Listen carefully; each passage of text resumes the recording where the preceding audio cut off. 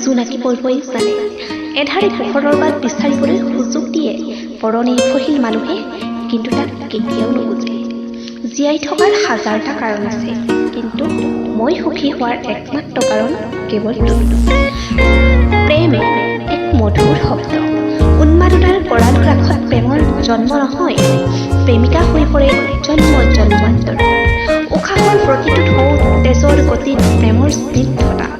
যেতিয়া প্ৰকাশ হয় তেতিয়াই প্ৰেম অমৃতময় হয়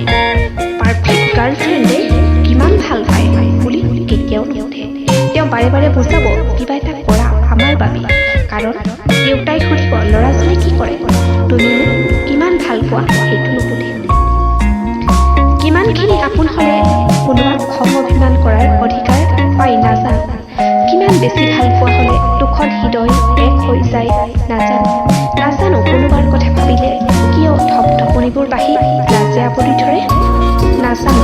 কিমান বেছি কাষ চাপিলে দুটি আত্মা এটি হৈ পৰে